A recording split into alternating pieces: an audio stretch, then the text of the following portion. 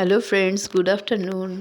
আজকের সকাল সকাল পার্লারে চলে এলাম, কারণ ভোরবেলায় ফোন করেছে একটা বোন যে ও সকালেই আসছে। যেহেতু সব পুচকিগুলো অফিসে যায়, তো ওরা যখন ফোন করে ওদের সুবিধা মতনই আমি ওদের সার্ভিস দিই, কারণ ওদের টাইমটা আমার কাছে খুব ইম্পর্ট্যান্ট। আর যে আমার সোনা পাপাটা তাড়াতাড়ি উঠে গিয়ে এখানে বসে আছে। কি হয়েছে, মন ভালো নেই?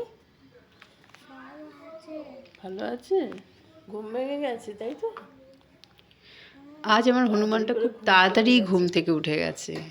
এখানে কি দেখছো তুমি? একা একা বসে বাইরের আছে দৃশ্য জানলায়, কি দেখছো? ভাবছে। দেখাচ্ছে তুমি? ওকে দেখাচ্ছ? তোমার টেডি বিয়ারকে দেখাচ্ছ? আমার ডগকে দেখাচ্ছে। ও, এটা তোমার ডগে? তুমি কি ওকে নিয়ে ঘুমিয়েছিলে কালকে?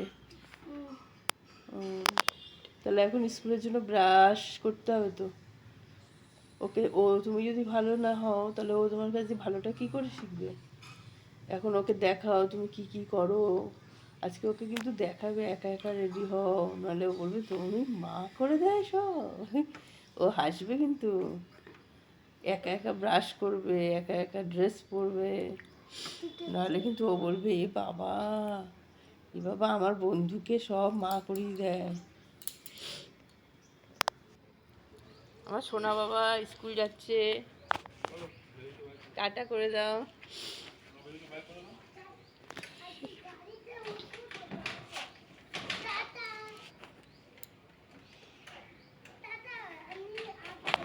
ওইটাকে দেখো, গালটা ফোলা কমেছে। আচ্ছা, একটা সময়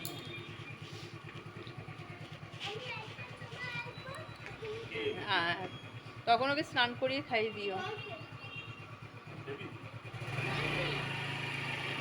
আজ কিন্তু ও ওই টেডি বিয়ারটার জন্য কিন্তু খুব তাড়াতাড়ি করে সব কিছু করে নিয়েছে। শুধুমাত্র এই টেডি বিয়ারটা, যেই বলেছি যে তুমি ভালো কাজ করলে ও ভালো ছেলে হবে, ও গুড বয় হয়ে যাবে, ওর জন্য তাড়াতাড়ি করে সব করে নিয়েছে। চলে এলাম পার্লারে। ওরা স্কুল যাওয়ার পরে যদি কেউ আসে আমার খুব ভালো লাগে, কারণ তখন আমি খুব টেনশন ফ্রি থাকি। তো কাজটাও খুব আনন্দ করে করি। বোনটাও চলে এসেছে। বোন আবার খুব লাজুক, ও একদমই পছন্দ করে না ভিডিও করা। আর আমিও সত্যি কথা বলতে পছন্দ করি না, কিন্তু যুগটা এত ফালতু হয়ে গেছে, সব কিছু দেখাবা না করলে হবে না। তুমি আপডেট হতে পারছো না, তুমি স্ট্যাটাস দিতে পারছো না, মানে তুমি মরে গেছো। লোকে ভেবে যাবে তুমি মরেই গেছো, মানে তোমার ফটোও টানিয়ে দেবে। এই হচ্ছে ব্যাপার। একটা সব কাজে একটা প্রাইভেসি থাকা দরকার না? কিন্তু তুমি যদি না করো, তার মানে তোমার পার্লারে কাস্টমার আসে না, তুমি কাজ থেকে অফ হয়ে গেছো, তুমি আর ব্যাকডেটেড হয়ে গেছো। এইরকম যুগ চলছে, ভীষণ বাজে জিনিস এটা। তো ওই জন্য একটুখানি ভিডিও করে নিলাম। ওর সঙ্গে এই ব্যাপারেই আমি আলোচনা করছিলাম যে দেখ কেমন যুগ, যে আমাকে কাজ করছি সেটাও দিতে হবে। তো আমি ওরকমভাবে কাজের ছবি দিই না। ওরা যখন ভালো মতো থাকে তখন যে রাজি হয় তাকে নিয়েই করি, আর যে রাজি হয় না তাকে নিয়ে আমি একদমই জোরজার করি না, আমার নিজেরই পছন্দ হয় না। তো ওকে বললাম কি ফেসিয়াল করবি, ও একটা সাজেস্ট করলো যে দিদি আমার বাজেট এটা, তো সেই অনুযায়ী আমি ওকে করে দিলাম। ও বরাবরই অনেক আগে থেকে আমার পার্লারে আসে। তো মাঝখানে একটু কয়েকদিন ওর একটা জার্নি চলছিল জবের, সেটার জন্য একটু প্রবলেম হচ্ছিল। চুলটাও ওয়াশ করে নিল। চুলটা অন্য কিছু করার প্ল্যান ছিল, কিন্তু টাইমের অভাবে শুধু ওয়াশ করে নিল।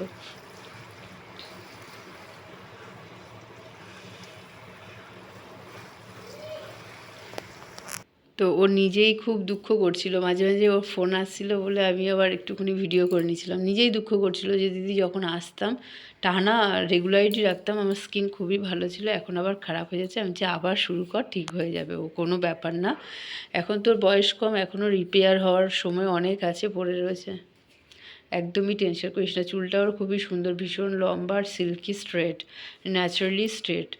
তো আমি একা ভিডিও করছি বলে ভালো করে দেখাতেও পাচ্ছি না, এক হাতে ফোন রয়েছে। ইচ্ছে করে না, কিন্তু ওই বললাম না, লোক দেখানো, আপডেট হতে হবে, এই সব বেকার জিনিসের জন্য আমাকে মাঝে মাঝে একটু তুলে ফেলি। তবে কাস্টমার নিয়ে আমি খুব একটা আনকমফোর্টেবলি ফিল করি, কারণ হচ্ছে কাজটা প্রায়োরিটি। মানে কাজটা ভালো করব না ভিডিও করব, এইটা একটা বিচ্ছিরি ব্যাপার।